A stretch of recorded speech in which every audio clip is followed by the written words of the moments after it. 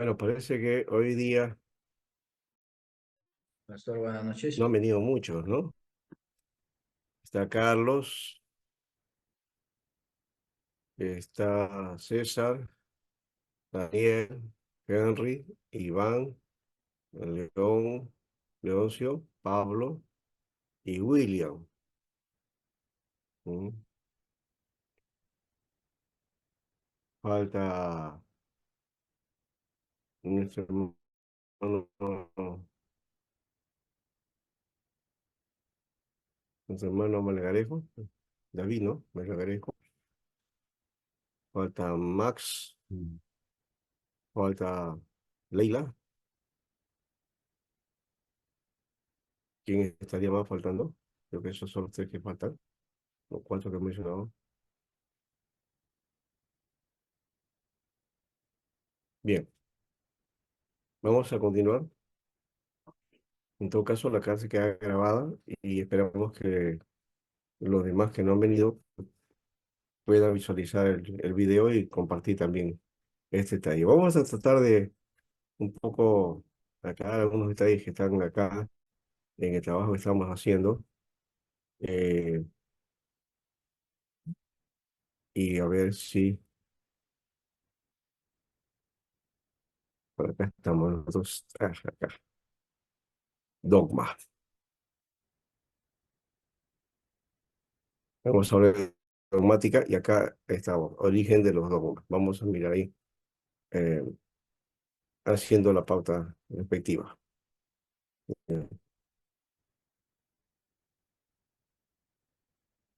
Ya. Entonces estamos mirando aquí el plan acá, un ratito acá. Ya, origen de los dogmas. Los dogmas se han formulado, dice, eh, siempre en tiempos de controversia doctrinal. Ya. Entonces estamos ahí con ese aspecto, ¿verdad? Eh, el dogma, o la pauta de los dogmas ha salido a partir de problemas de doctrina, problemas de enseñanza. Entonces se establece los dogmas. Así se estableció el, eh, los dogmas o las doctrinas que aparecen en los concilios. Las definiciones de los concilios son definiciones dogmáticas, básicamente, ¿no? Y una de las cosas que vamos a hacer por eso en este trabajo, y ahí vamos a cambiar un poco el giro de lo que estamos haciendo en otros cursos como este, es que ustedes busquen la historia de los concilios.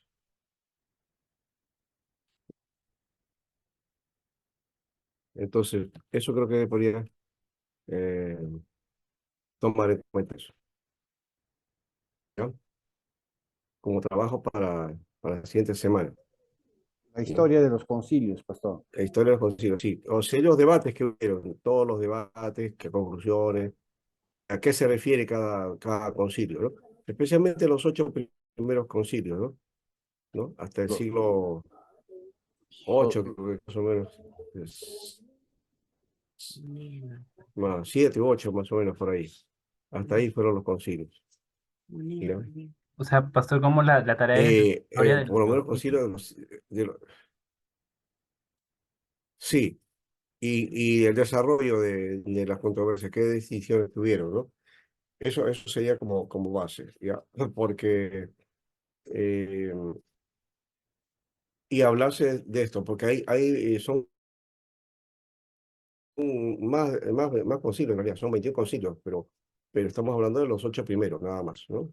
De lo que corresponde a los padres de la iglesia. Porque después viene ya los concilios que la iglesia de Roma hace, hasta el concilio de Trento, ¿no? Que es el último concilio. Bueno, no es el único concilio, pastor. Trento es uno, viene Vaticano primero, Vaticano segundo también, ¿no? Que son concilios, ¿no? O sea, hubieron concilios, hasta el siglo XX hubieron concilios, es decir, hasta por 1960, 63, por ahí, que fue el segundo con Vaticano segundo, ¿no? ¿No? Que fue, si no me equivoco, este, él lo organizó, llamó lo declaró Juan Pablo, no, Juan 23 y Juan Pablo II, creo, o Pablo VI fue, Pablo VI creo que es el que terminó, ¿no? Entonces, el asunto, ¿ya? Pastor, una consulta, algún libro que Sí.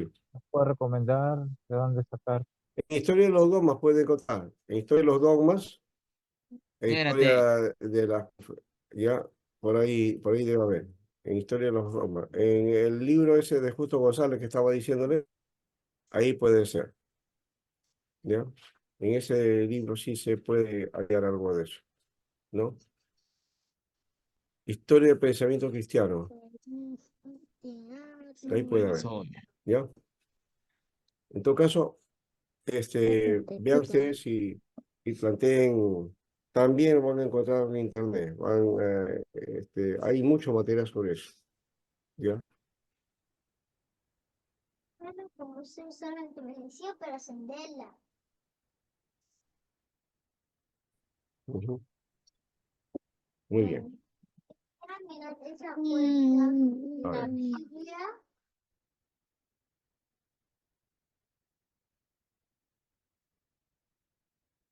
Cabe el volumen que estoy en clase, ¿ah? Ponle acá, tiene una 13 nomás, ¿ah?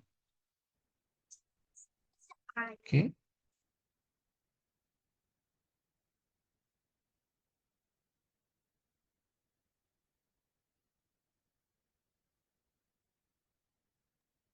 Carlitos, estás con el micro activado, Carlitos.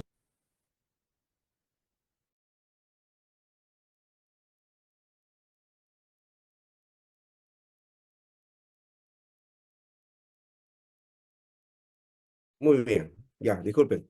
Ahora sí, este, nuestro hermano Carlito que estaba con su dificultad del micro, ¿no? Ya, seguimos. Entonces decimos acá que los dogmas fueron formulados o se establecen siempre en tiempos de controversia doctrinal. Por lo menos en la historia ha sido así, ¿no? Una controversia doctrinal se analiza, ¿no? A luz de la ortodoxia, que por lo menos la iglesia ya define, o que define qué cosa es correcto y qué no correcto, ¿no?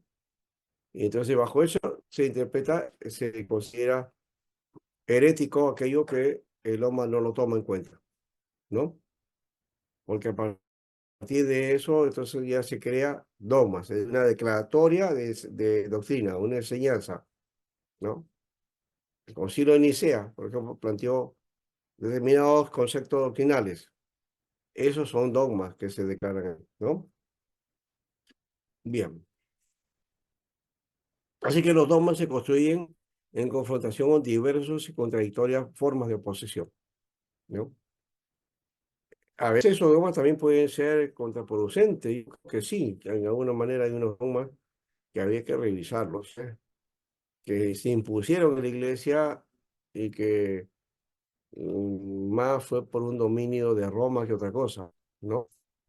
Por ejemplo, nosotros no aceptaríamos el dogma de la Inmaculada Concepción, no lo aceptamos, de hecho, pero eso sí es un dogma de la Iglesia Católica. Y todo católico tiene que asumir eso, ¿ya? Su naturaleza, ¿no? Católica lo demanda así. Y si tú no confiesas estas cosas, entonces ya no eres católico, ¿no? Un poco parecido a una manera a las demás confesiones también, ¿no? Por ejemplo, si es cierto que la iglesia presbiteriana en general, o las iglesias reformadas son cesacionistas, ¿no? Ya dicen que ha cesado los dones, ya. Es una enseñanza que se tiene. En algunos casos es hasta un dogma. Tan dogma que muchas iglesias presbiterianas, por lo menos las más tradicionales, ¿no? Acusan o declaran que la iglesia pentecostal es una secta, que están equivocados, que están errados, ¿no? Yo recuerdo que a mí me enseñó así cuando comencé mi fe. En la iglesia se hacía un estudio sobre las sectas y de la secta del pentecostalismo. ¿Mm? ¿Y de dónde se asume eso? Del dogma de que los dones ya no están vigentes. Eso es un dogma, ¿no? Es una posición doctrinal que se ha hecho dogma, ¿ya? Pero no todas las iglesias presbiterianas piensan así, ¿no? Los 5 puntos calvinistas, por ejemplo, también. Los 5 puntos calvinistas son fundamentales dentro de la iglesia presbiteriana, ¿no? O de los calvinistas. Si tú difieres en una de ellas, te cuestionan ya no eres buen calvinista. ¿Por qué? Porque se establece como dogma, ¿te das cuenta? Ya. Pero si eres un poco abierto y libre de eso, puedes aceptar las diferencias que puede haber y que puedes cuestionar, o de las 5, de repente una o dos no te van, ¿no? Entonces tomas otra posición. Y de hecho que hay dentro del mundo presbiteriano diversas posiciones con respecto a los 5 puntos calvinistas. Formas de pensar. Hay unos que aceptan 3, hay otros que están los 5, otros 4, otros 3, depende, ¿no? Y otros aceptan otra cosa más, ¿no? Entonces hay posiciones ahí, ¿no? Dentro de la iglesia reformada, ¿no? Los calvinistas tradicionales, los calvinistas, los sublazarios, los lazarianos, ¿no? En fin, eh, hay de todos, ¿no? Hay diferentes matices, ¿no? Pero que cada uno entonces asume como un dogma, ¿no? Como una suma de dogmas.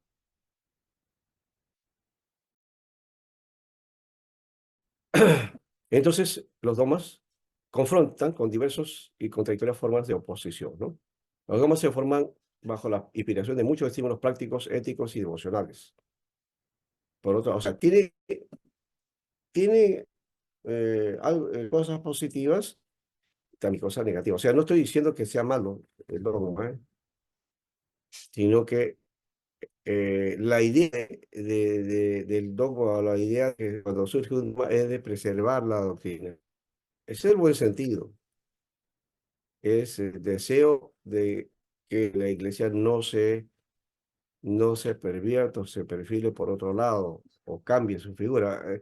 Que de paso hoy día ya no se presiona mucho eso, ¿no? Yo ahí sí estoy un poquito y cuestiono un poco la actitud de la iglesia hoy día, que es muy eh, mm, laxa, y muy liviana, ¿no? Que acepta todo, ¿no? Y no importa. Y sin darnos cuenta estamos cambiando la cara de la iglesia. Y la iglesia evangélica no es iglesia evangélica, es otra cosa, diferente, ¿no? ¿Por qué? Porque hemos sido laxos con los dogmas, ¿no? No importa, pues ya que piense lo que quiere, ¿no? ¿No? Y entonces no hay un requerimiento con respecto a eso, no hay que necesidad de instruir de nuevo, ¿no? El dogma para eso está justamente, ¿no?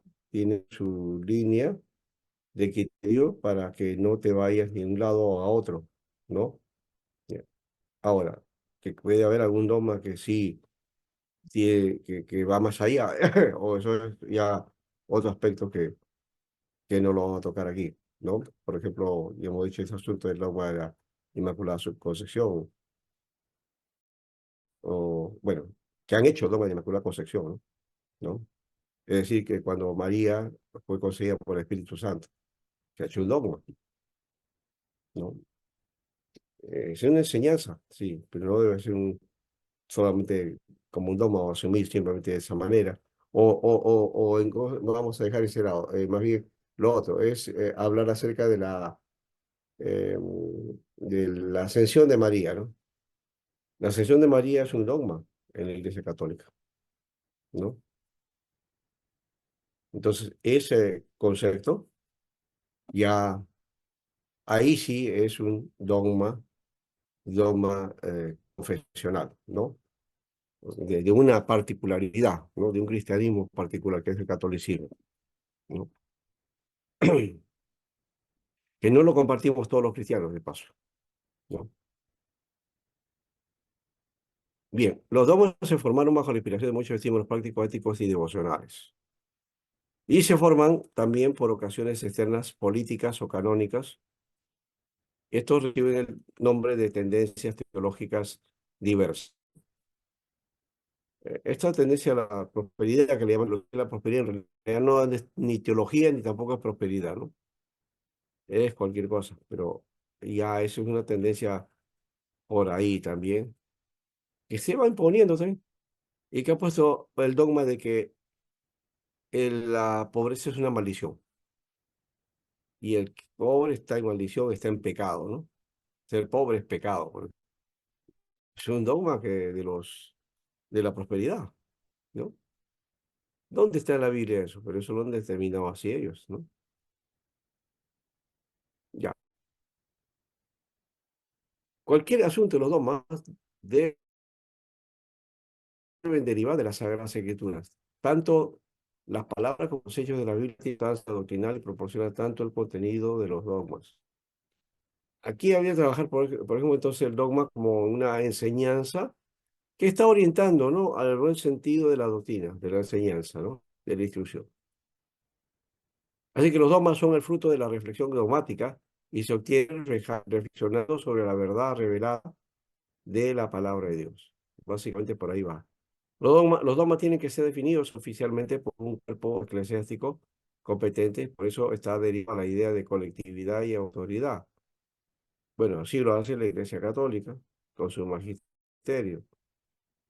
En la Iglesia Evangélica no tenemos, pues, eso, aunque la Iglesia calvinista y reformada y la presbiteriana, sí, por lo menos tienen un cuerpo colegiado, ¿no? Pueden terminar desde esa perspectiva eso, pero claro, el pensamiento viene de Calvino. Esa es la base. Y han asumido eso, y han asumido el pensamiento de Calvino, el punto, ¿no? Y digo que el pensamiento luterano por otro lado, ¿no? ¿Ya? Y así. El problema está en que en algunos casos hay iglesias donde el que determina es el que está a la cabeza, ¿no? Y vamos a ver si esa doctrina está correcta o no también, ¿no? Puede ser que no esté tan especificado. Ahora, los católicos romanos minimizan la reflexión de la iglesia como cuerpo de los creyentes y lo sustituyen por la iglesia magisterial o la jerarquía. Así que formulan sus dogmas y son expuestas por la voz infalible del Papa. No el pueblo, no es el creyente, ¿no? Y hemos dicho que trabaja eso y el cuerpo colegiado lo que hace es asumir en fe la posición dogmática que corresponde, ¿no? Por ejemplo, una enseñanza que debe plantearse es el asunto que hoy día está, que todos de repente lo estamos solayando, pero hoy día es un tema que vamos a tener que enfrentar en algún momento. No sé si por mucho más o si es que esto avanza o no, o se acaba en el camino, pero por lo menos hay iglesias en otros países, en Europa y en Estados Unidos, que ya están votando con la situación. Estoy hablando de las uniones del mismo sexo y todo lo que tiene que ver con el movimiento LGTBI, ¿no? Algo así se llama. Entonces, eso implica definiciones también y también revisiones de la enseñanza y de la palabra. Más allá que de repente digan, no, no, no, simplemente no lo acepto y se acabó. No, no, no, es que hay que haber sustento bíblico para definir esta cosa, analizar eso en base a la palabra. ¿Ya? Y de ahí definir qué se hace, ¿no? Y frente a esto y también está el mover de la sociedad. Ya lo ha hecho la Iglesia Metodista. la ha hecho la Iglesia americana presbiteriana en su momento y causó división, o igual que está sucediendo con la metodista y también igual con la anglicana y con el episcopal. Son las que en sus concilios han determinado, ¿no? Esta pauta y el movimiento como algo normal, como un proceso y que hay que recibirlo así, ¿no? Ese es un punto de vista, pero no es el único, ¿no? Habría que ver de qué manera se asume esto, que es parte también entonces de una problemática que también está viniendo, ¿no? ¿No? Porque todo lo que sale de fuera también viene por los demás países, ¿no? Y especialmente los países más pequeños, la influencia de fuera, de los mayores, se va a repetir, ¿no? Bueno, ahí está el asunto, pero sigamos. Los reformadores sostuvieron el concepto romanista y consideran que los verdaderos dogmas derivan del contenido esencial de las escrituras y solamente de las escrituras. Estas formulaciones no son infalibles, pero tienen un alto grado de confiabilidad. Bueno, esa es la posición reformada, ¿no? De que toda verdad dogmática esencialmente viene de las escrituras. Esencialmente sí, pero también a veces viene de la posición de los pastores o la organización determinada y cómo interpretan esas escrituras. No necesariamente derivan del contenido de la escritura, sino muchas veces derivan de la interpretación que le hacemos a las escrituras. Es diferente la interpretación a lo que contiene esencialmente las escrituras. Muchas de nuestras interpretaciones están barnizadas de conceptos culturales, formas de visión de vida, costumbres y conceptos como se ha aprendido que están lejanos de la Biblia, ¿no? Y que aplicamos y ponemos a la Biblia como si lo que está diciendo la Biblia fuera para el siglo XX, cuando eso ha pasado hace más de 20 siglos, y hay que entender el mundo en que se está dando el concepto, y luego de eso, ahí sí aplicarlo a nuestro tiempo, en las circunstancias que estamos viviendo, que no siempre son las mismas, que habría que ver si aplica o no, ¿no? Aquello que en su momento se dio, ¿no? Y lo digo eso porque, por ejemplo, la iglesia, lo que no hemos hecho, por ejemplo, eh, hemos elaborado una estructura religiosa, litúrgica, pero en la de la sensibilidad social, de la sensibilidad del ser y del amor al prójimo, lo hemos vuelto una especie de sacramento, un aspecto de dogma, de ayuda nada más. Pero tiene que haber otro desprendimiento mayor. Y en la iglesia, en su costumbre, miren que eso de repente ya no es aplicable a nosotros, pero la forma de ayudar a la gente pasaba por el apoyo que hacía la iglesia y estaría para eso.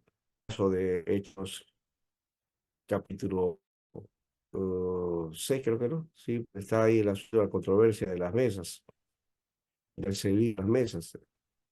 O el caso que aparece en Timoteo, cuando habla de cómo la iglesia debe apoyar y ayudar a los ancianos, ¿no? La iglesia tiene que encargarse del mantenimiento de los ancianos, ¿no? De los que han perseverado en la fe y han sido líderes importantes en la obra. Y también el apoyo que se da a las viudas y a los huérfanos. Ya había todo un cuadro de trabajo social y de seguro, ¿no? Que lo hacía la iglesia,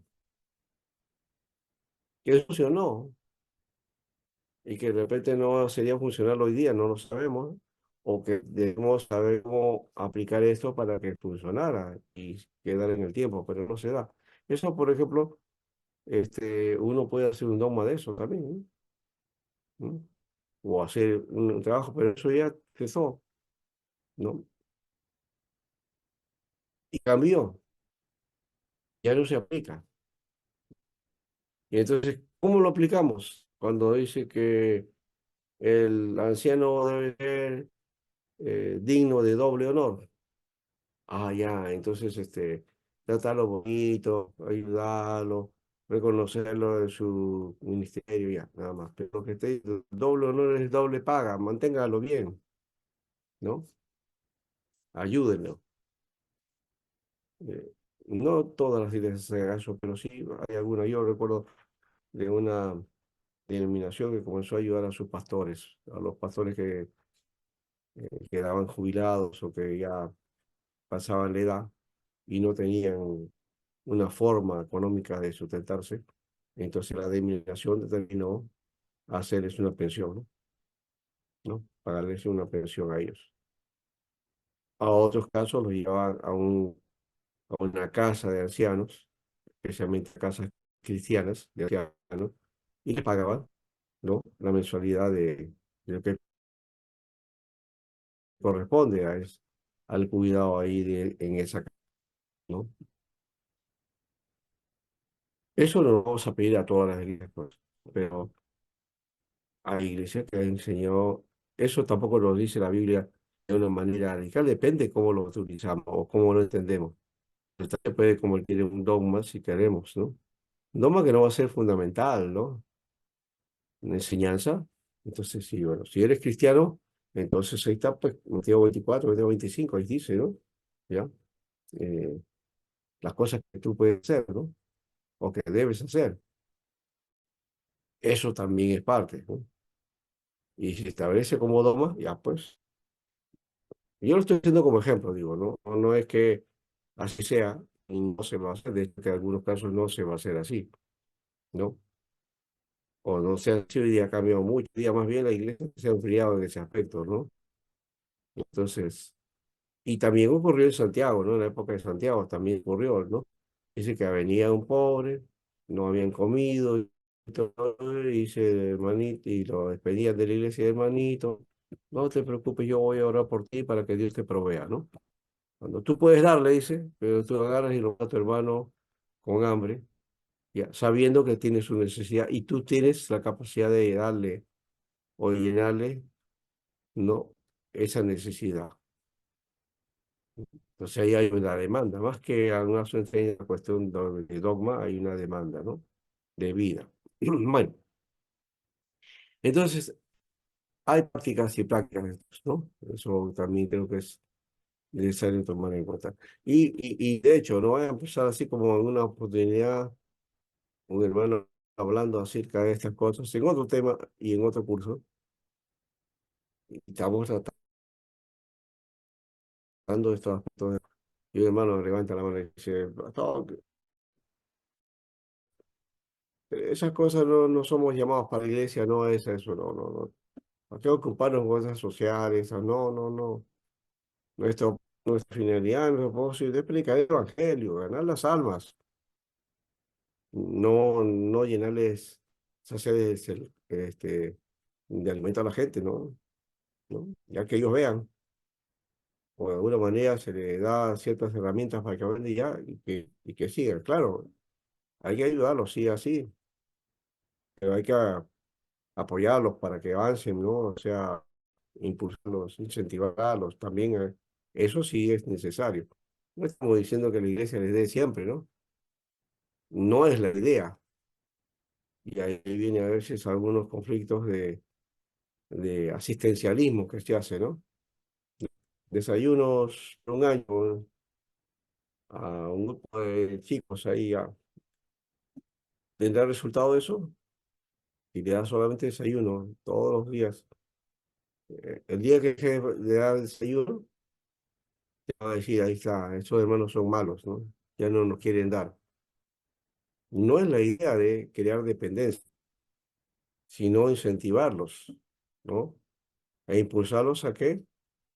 A que se confronten con el Señor y luego ellos mismos puedan salir adelante con el impulso que esté dando, el apoyo, y después lo vas dejando solo para que vaya una vez que ya tenga la capacidad, ¿verdad? Pero es un trabajo a largo plazo, pues. Y aquí en nuestro país pensamos en plazos cortos, ¿no? Por eso que estamos tan mal, ¿no? No hacemos nada. Entonces siempre estamos empezando todo, pero nunca terminamos nada. Y eso también, eso no es cristiano. Hay que hacer, digamos, unas propuestas que caminen. Bueno, reformadores, pues, entonces, toman en cuenta las escrituras, ¿no? Otra cosa más que también tenemos que avanzar para ir terminando esta parte es el hecho de tomar también eh, aquí la historia del dogma, ¿no? La historia del dogma. La mayor presuposición de la historia del dogma es que es cambiante, ¿ves? Los dogmas van cambiando, eso es verdad, ¿no? Sufre cambio en el curso de la historia.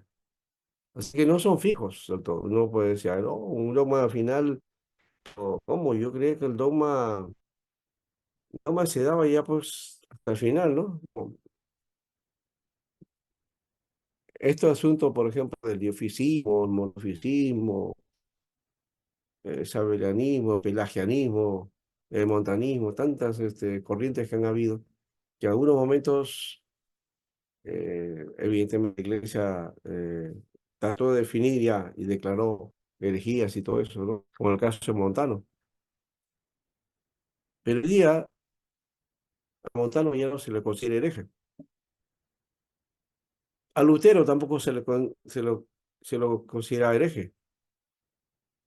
La Iglesia Católica lo declaró hereje, lo declaró proscrito de la Iglesia a Lutero, ¿no? Y increpó y mandó maldiciones y lo expulsaron y todo. Hoy día la Iglesia Católica lo ha reconocido a Lutero, le ha quitado la excomunión, le ha quitado la expulsión. Y ahora dice, bienvenidos luteranos, ¿no? Y hasta quieren volverlo santo a Lutero, ¿no? Bueno, santo en la declaración. Ese es un dogma de la Iglesia Católica, de paso, ¿no? ¿Ya? Crear, canonizar a las personas por sus virtudes de vida y los dones que han tenido y que han brindado a la sociedad y con los testimonios de la gente, entonces declaran los santos, ¿no? Y la Biblia no dice que la declaración de santo procede de esa manera. ¿Cómo se declara santo a una persona? A ver, un dogma que sale de la Biblia, que debe ser un dogma correcto, ¿verdad? ¿Cómo sería ese dogma, ya, que nace en la Biblia, que habla del origen de los santos? ¿Cómo se forma un santo? ¿O cómo pues, se declara un santo? Se lo pone en la lista canónica, en una lista, se busca testigos, se indaga en su vida, se muestra a ver evidencias de los milagros, sanidades que haya hecho. ¿Mm? Se recopila todo eso y el equipo, juntamente después, un equipo especial, ¿no? Vota, declara y dice ya, a ver, un nuevo papa, un candidato a ser, oh, perdón, un santo y candidato a ser canonizado. Y hay niveles, ¿no? De canonización. Por ejemplo, está el fraile, creo, ¿no? No, creo que le llaman otra cosa. Pero sí, ¿no? A San Martín antes le llamaban Fray Martín, ¿no? ¿No? Y entonces hay beato, pues, beato le llaman, ¿no? Beato creo que es una categoría, y después viene la categoría de santo, ¿no? ¿No? Ujú. Entonces, a ver, ustedes no me han dicho nada, les hice una pregunta. Eh, ¿Cómo nosotros entonces podíamos trabajar ese dogma a partir de la Biblia con respecto a los santos? ¿Es válido canonizar a los santos? o cómo se puede declarar a una persona santa.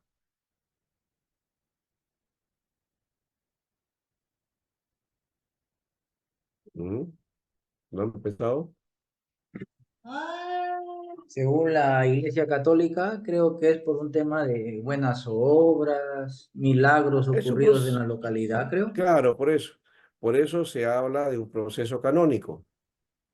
Se indaga en la vida, en la historia, los testimonios de vida y se ha hecho al pedir a este santo se ha realizado, ¿no? Ya. Eso es lo que es la Iglesia Católica, pero estoy hablando bíblicamente. ¿Cómo declaramos a una persona santo? Porque sí existe en la Biblia eso, de paso. Existe eso. Pero ¿cómo se declara a una persona santo? ¿O cómo se declara a los creyentes como santos? Cuando aceptamos a Jesús, pues, pastor, Ajá. Pasamos a ser parte del cuerpo de Cristo, que es el cuerpo de los santos. los santos de la iglesia. Claro, los santificados, ¿no? Pablo, por eso en su saludo dice así, ¿no? A los santos de Efesios, ¿no? A la iglesia de Efesios, a los santos llamados a ser santificados, ¿no?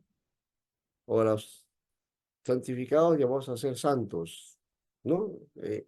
Lo dice muchas veces. Entonces, ahí está el concepto, ¿no? Que para ser llamado santo, tiene que estar dentro de un proceso de santificación. Ah, mira, qué curioso, eso es lo que dice la Biblia. Ah, entonces lo que es el católico es válido, porque la vida de estos hombres virtuosos la ponen, ¿no? Bajo un proceso histórico que se llama canonización. ¿Mm? ¿No es lo que dice la Biblia? Que entonces que el declarado santo es el que está siendo procesado, ¿no? Está siendo procesado en el sentido de que su vida está siendo procesada para que sea santo. El concepto es parecido, pero no es lo mismo, ¿no? Porque al final quienes declaran en la Iglesia Católica quién es santo es un determinado grupo que hace el análisis de la vida de un hombre virtuoso en el pasado, ¿no? Y sus buenas obras. En caso de la Biblia, no está hablando de que sea un equipo, sino que es la declaratoria de Dios por su iglesia para que nosotros seamos llamados santos. Y eso no excluye las buenas obras, ¿eh? Sino que no los pone como elemento vital o como elemento de requisito fundamental, sino más bien se pone como consecuente para la vida. O sea, como consecuencia de vida, como consecuencia de, de,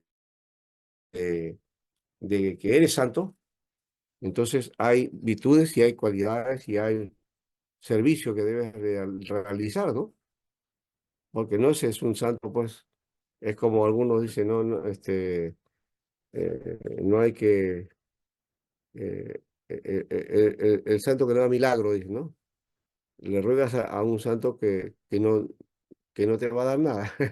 En el cristianismo a veces hay santos que son iguales que eso, ¿no? Que no hacen nada. Entonces no es la idea, no es la idea esa, ¿no? El evangélico tiene que romper con esa idea de que como no hay que hacer obras, entonces yo no hago nada, pues. Si mi salvación es por fe, no hago nada. Falso. Ahí también hay que tener cuidado. Y ahí sí tenemos que aprender un dogma, ¿no? El dogma de la perseverancia del santo, ¿no? Y de la continuidad y de ir creciendo en la santidad. Y mediante eso hay fruto, la Biblia dice eso, ¿no? Fruto del Espíritu. Y no vida de consecuencia. Dice, por eso, todo aquel que sembrare, todo lo que sembrare, eso cosechará. Si cosechas para bien será. Si cosechas para mal será, ¿no? Entonces la vida del creyente debe ser una vida santa, ¿no? Eso es una enseñanza que está en la Biblia. Y podemos ponerle un aspecto dogmático ahí, ¿no? ¿No? ¿Cómo debe ser procesado un santo? ¿No? Ya saben, entonces, no hacemos procesos canónicos, pero sí pasamos por la Biblia, ¿no? ¿No? Para ser santificados por la palabra de Dios, ¿ves? Para que Él vaya elaborando una nueva vida, ¿no? Eso también es dogma, es una enseñanza. Y es lo que dice acá, ¿no? El dogma o el desarrollo del dogma de la iglesia avanzó de manera orgánica. Por lo tanto, fue fundamentalmente un crecimiento continuo. Y su contenido esencial es estudio de las doctrinas que se han desarrollado desde el inicio del cristianismo, ¿no? Hay necesidad, entonces, esta parte creo que es la más ignorada del mundo evangélico. ¿Quién estudia las doctrinas que se han desarrollado de los inicios del cristianismo? Nadie. Nadie se preocupa de eso. Con lo mucho ya ponen en su iglesia verdades básicas, ¿no? Y hacen uso de por ahí un librito o resúmenes de teología sistemática, con eso ya está. Está su enseñanza doctrinal, ¿no? Doctrinas básicas, ya, eso es lo que... Y de doctrinas básicas no pasan, no pasan. Y siempre estamos en la rueda, y la iglesia no crece por eso, ¿no? Porque está dando siempre lo mismo, lo mismo, lo mismo, lo mismo, lo mismo, y ¿cómo va a desarrollar el creyente? Entonces, hay necesidad de conocer el desarrollo de la doctrina, ¿no?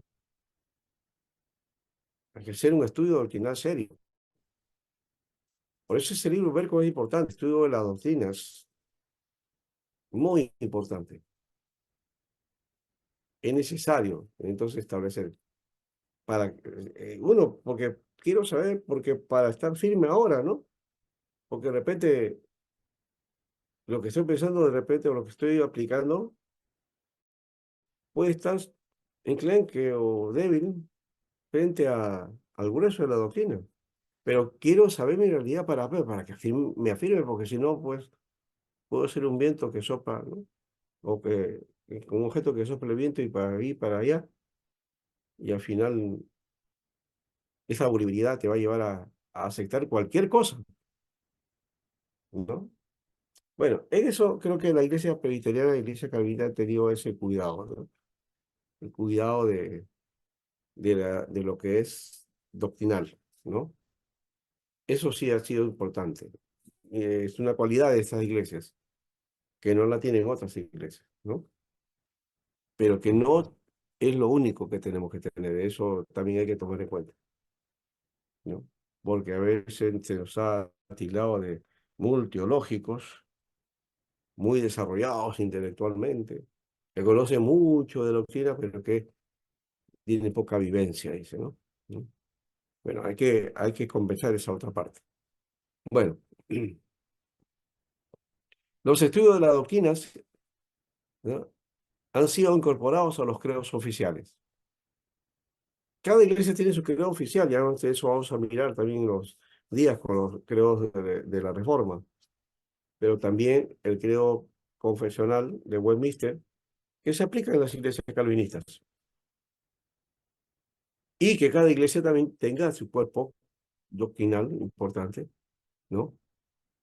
Y que son incorporados al credo oficial, ¿no? ¿No? Y dar a conocer ese credo, ¿eh?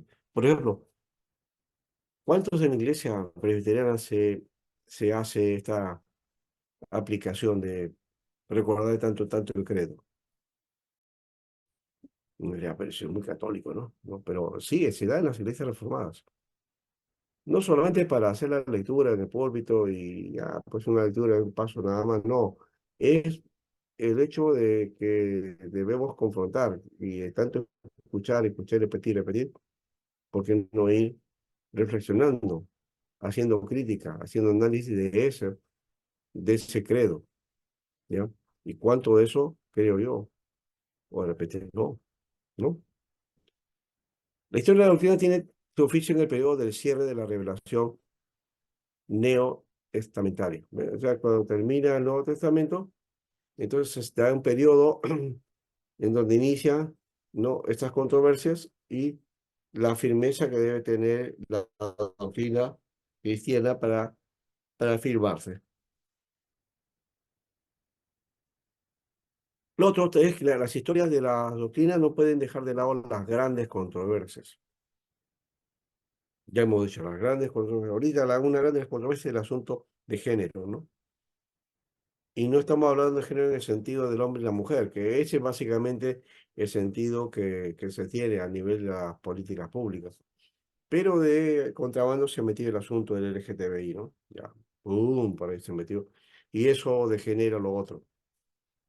Yo creo que sí debe haber un aspecto entre el hombre y la mujer que se debe eh, analizar y establecer y en la sociedad desarrollar, ¿no? Para no minimizar a la mujer, para no despreciarla, para no dejarla a un lado, sino verla al mismo nivel que el varón, ¿no? En fin, ahí, por ejemplo, hay un tema. Pastor, ¿y el credo es un dogma? Sí, sí, es la suma de dogmas, es la declaratoria de dogmas, ¿no? Es algo repetitivo, ¿no, pastor? No es un estado repetitivo, ¿ah? Por si acaso, no, es el dogma de recordación, ¿no? Es el dogma resumido o la doctrina resumida que se debe de recordar siempre. Es para recordar, no es para repetirla, o sea, no es para agarrarla como loro, ya bueno, hagamos el creo en Dios Padre Todopoderoso, creador del cielo y la tierra, y en su Hijo Jesucristo, que nació de la Virgen María y que está, ya, por medio del Espíritu Santo, y que padeció, ¿no? Y murió, ¿no? Y fue a los infiernos, que no sé cuánto. Todo eso,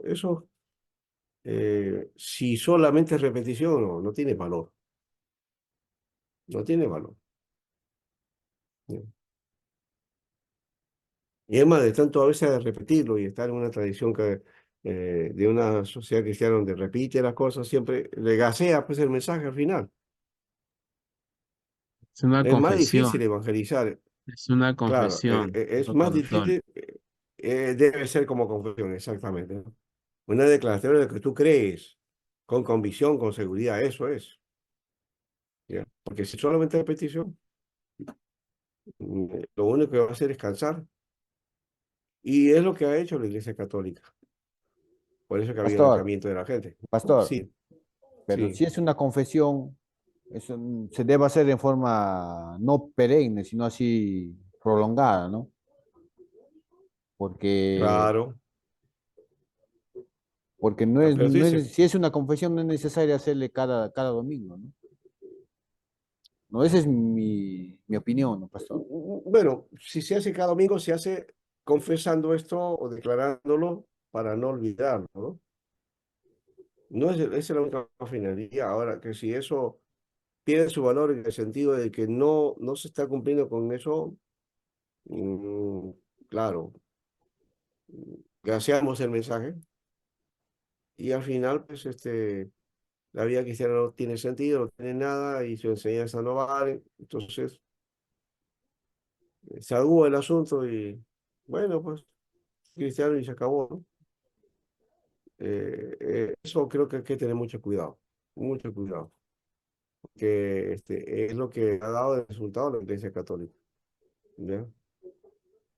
Que querido ser muy dogmático y al final la gente se ha ido escapando, ¿no? Está bien. Sí, Y hoy día que es tan fácil, ¿ya? Alguien escucha un pastor, no le gusta que lo que predicó, se va a otra iglesia, ¿no? Ya no tenemos creyentes comprometidos, pero no, son volátiles, ¿no? Cualquier momento, cualquier detalle, cualquier sensibilidad, algo que sientan que no está bien, se van, ¿no? Y entonces ya no hay no hay identidad, pastor. identidad ni hay actitud de confesión, ¿no? De asumir nuestra responsabilidad. Y eso creo que ahí sí el hombre es necesario, ¿no? ¿no? Porque eso es lo que le da aliento y construcción, le da un hecho, ¿no? No tienes nada de eso, pues estás al acecho de cualquier cosa, ¿no?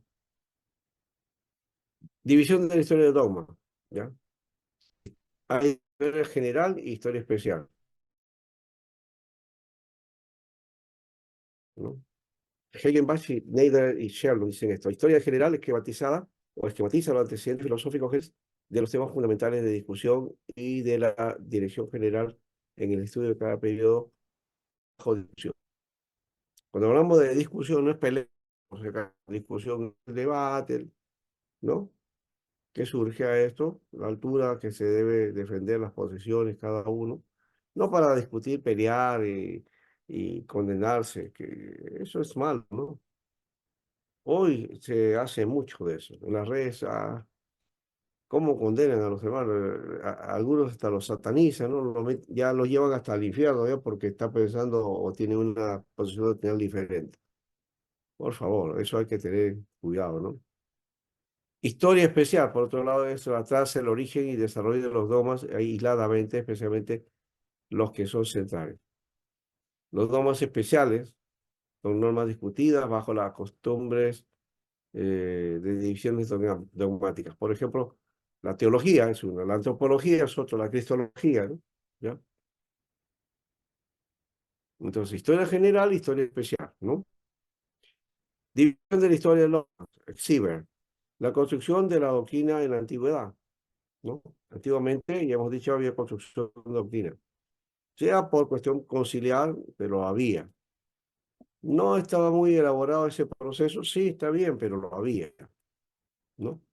Que la iglesia de Roma surgió a partir, sí, ese es siempre el problema, pues, la iglesia utilizó eso para sus propios fines, pero no es culpa de los concilios.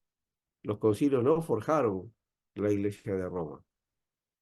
Ayudaron en parte, sí, pero no fueron los forjadores, fueron los que la iglesia misma que asume esa posición y toca todo, ¿no?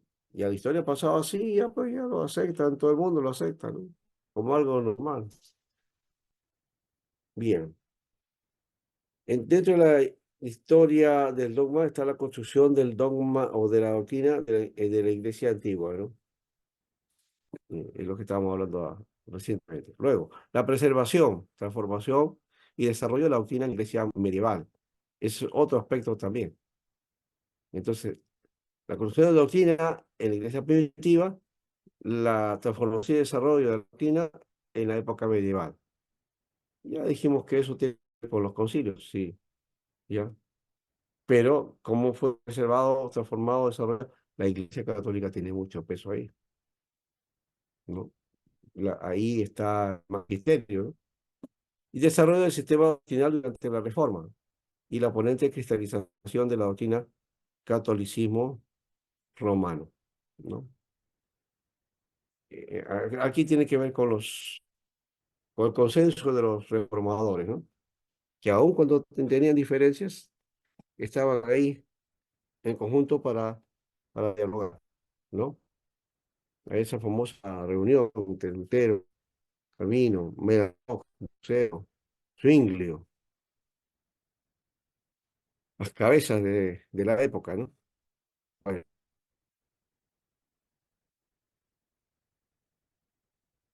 y llega hasta más o menos Constantino, ¿no? El hijo de Constancio, fue emperador para ese tiempo, que no profesaba ser cristiano, aunque en algunos casos el mismo Eusebio de Cesarea lo pone como el instrumento de Dios, ¿no? Para el cristianismo. Me parece que fue al revés.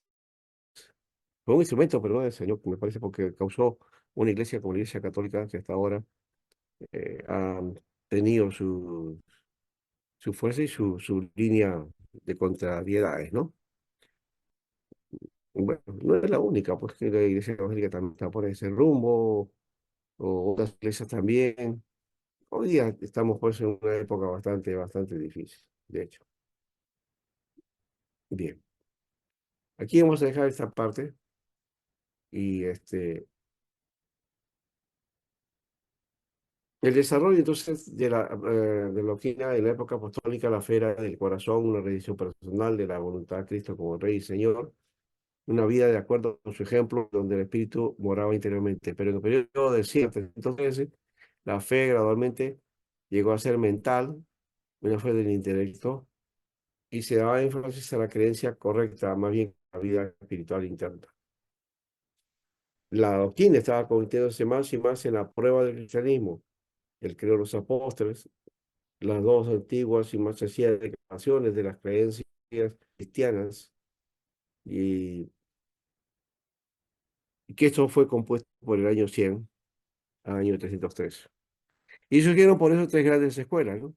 La de Alejandría en Asia Menor, la del norte, perdón, la de Alejandría en África, la de Antioquía en Asia Menor y la otra acá al norte de África también. Estas escuelas fueron establecidas para la instrucción de aquellos que en lugares paganos habían aceptado la fe cristiana y se desarrollaron en centros de investigación de las doctrinas cristianas.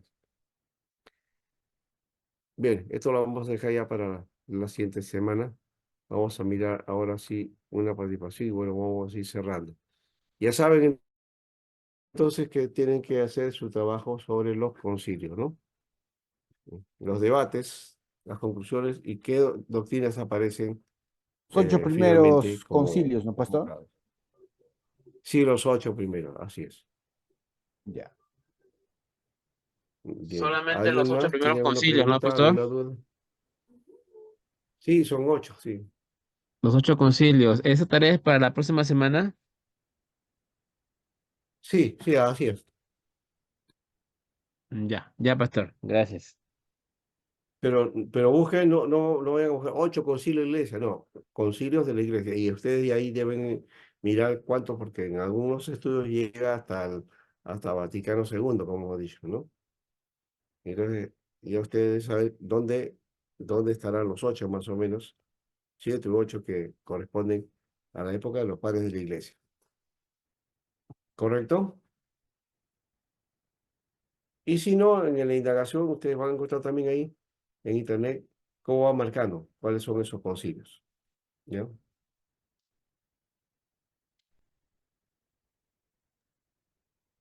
¿No hay preguntas?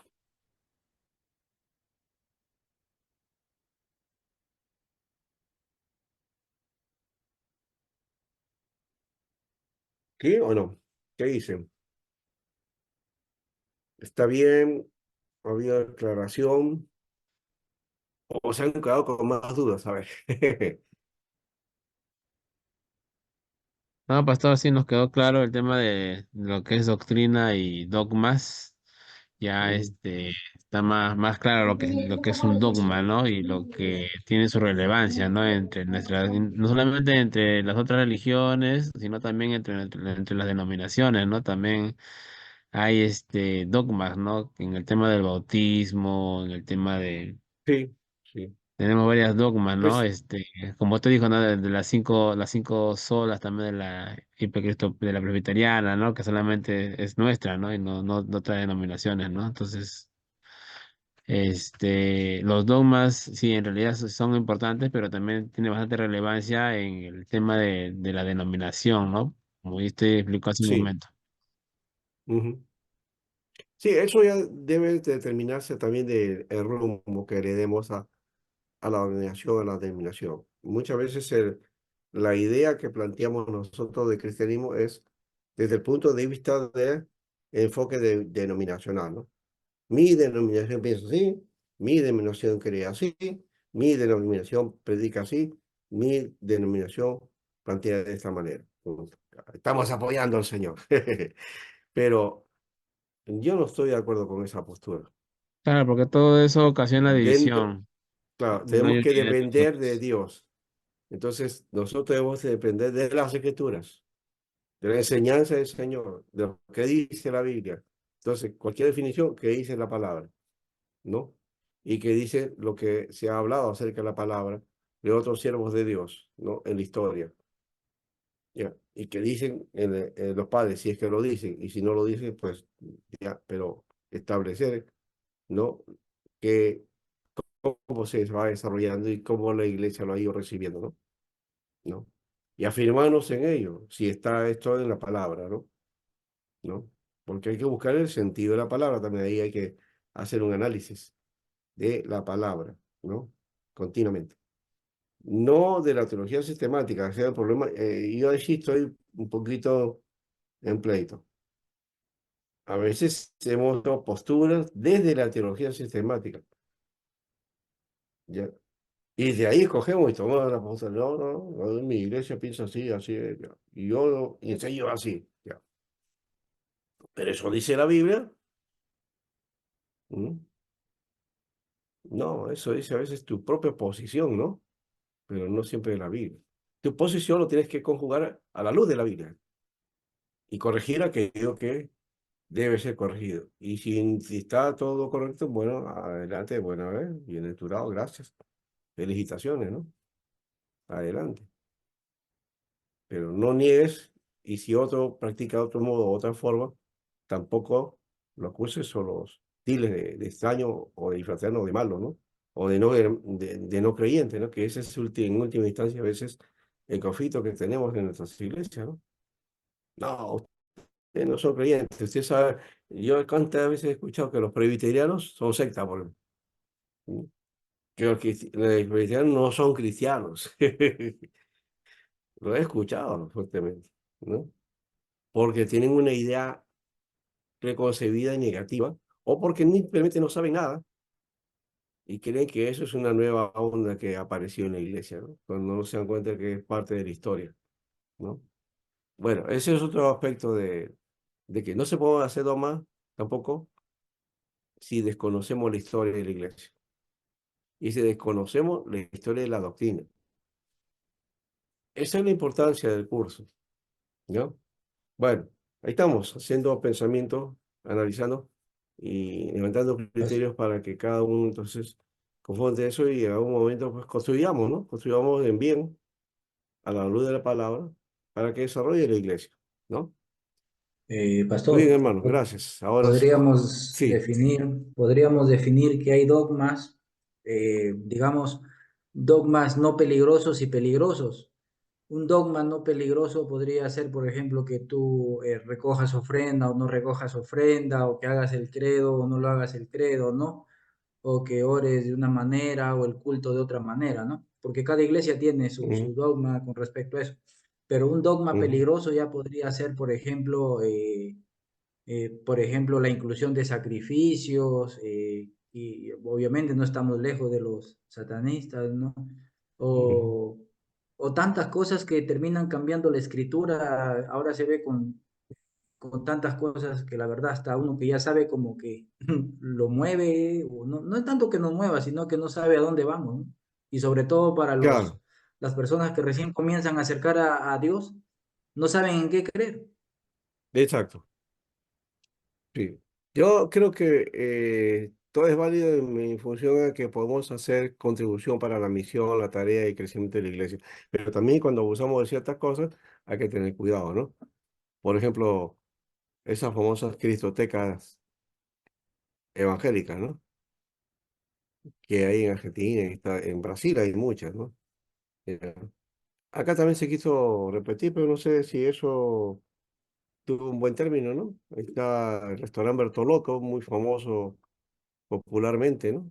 De su fiesta de fin de semana, y un restaurante de primera y todo eso, que se convirtió en iglesia porque los dueños se convirtieron y comenzaron a fomentar un plan llamado la, este, ¿cómo se llama? Ya me olvidé el nombre del restaurante este. ¿Ya? Y que se convirtió entonces en una iglesia, Bertolotto, ¿no? La iglesia del Bertolotto. ¿Ya? Pero ofreciendo también los especiales, la música, bailes y la fiesta, igual que lo que ocurría, ¿no? No estoy tratando de criticar, pero simplemente no sé qué habrá pasado de eso, si seguirá o no no le sigo rastro del asunto. Por ahí me enteré en algún momento, nada más, ¿no? ¿No? Pero bueno, como dice Pablo, ¿no? El asunto es que si por por buena o por mala, Cristo es predicado, ¿no? Si tú predicas de Cristo y haces tal cosa, bueno, pues ya Dios rendirás cuenta de eso, ¿no? Pero si afecta a tu propia organización, eso ya es otra cosa, pues, ¿no? ¿No? Eso ya es otro detalle, ¿no? Bueno, ahí nomás quedamos, ¿ya? Dios les bendiga, hermanos. Y voy a tratar que sea práctico esto, para que así no sea tan frío y tan simplemente intelectual el asunto de aprender doctrina nomás, ¿no? ¿No? Eso lo vamos a ver. Muy bien, entonces vean los concilios, ya después vamos a ver las confesiones y al final la confesión de Westminster, que también eso sí vamos a tener que aprender, ¿no? Eh, que había otro hermano que hizo pasó el examen de esto, de confesión de Westminster, pero no pudo aprobar. Y esa idea es para que todos estén listos para que puedan ser aprobados de alguna manera. O en todo caso, pues aprendan, pues, ¿no? La confesión de Westminster y ahí de seguro no va a fallar. Dios le bendiga, hermanos. Hasta la próxima semana. ¿Ya? Bendiciones, pastor. Bendiciones, bendiciones. Pastor Sánchez, gracias.